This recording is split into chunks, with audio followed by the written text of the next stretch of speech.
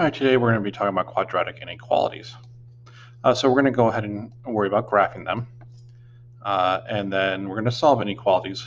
So we're going to graph the inequality, find the x. So to solve the inequalities, we're going to graph the inequality, find the x-intercepts, or the solutions. And then we're going to write out the answer using the symbols of whatever the original inequality was. And either we're going to need to do it like the first solution is less than x is less than the second solution. That's if it's inside. Or if it's outside, we're going to say x is less than the first one, or x is greater than the second one. So we have two different types of solutions, and I'll show you both of them as we go through. Now, graphing the inequalities, we've already kind of done that. It's not a big deal. We're just going to go ahead with our calculator and graph it.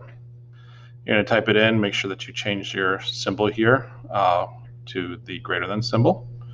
Now they're going to kind of show it to us by hand, how to do it by hand. But remember, a greater than symbol should be a dotted line, and it should look something like this.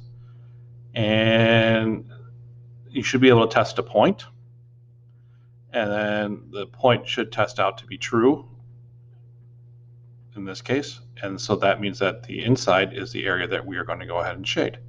So remember, with inequalities, we do end up shading half of our inequality. The half in this case is inside. We can either go inside or outside. So one of those two. And remember, inequalities always shade half the graph.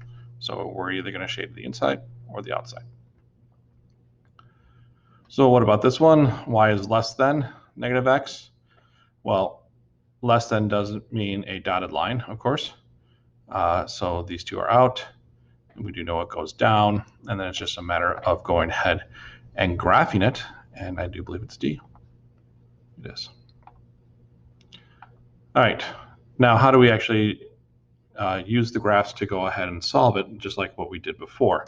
So we're going to set it equal to 0, and so then we're going to have, if it's not equal to 0, you need to move things over so that it equals 0. Once it is equal to 0, we're going to put a y there. So we're going to graph the inequality, and then we're going to find the solution. So if we graph the inequality, it's here, and it's going to be shaded on the inside here. What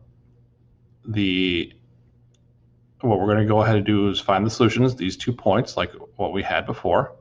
Okay, doing second calc 0 and second calc 0 over here. And we're going to have to write this equation with a less than symbol because that's what not a less than or equal to.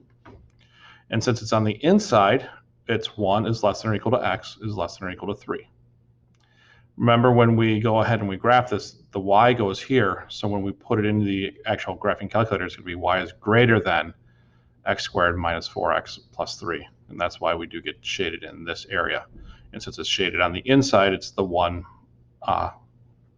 is less than or equal to x is less than 3. Sorry, not less than or equal to, just less than.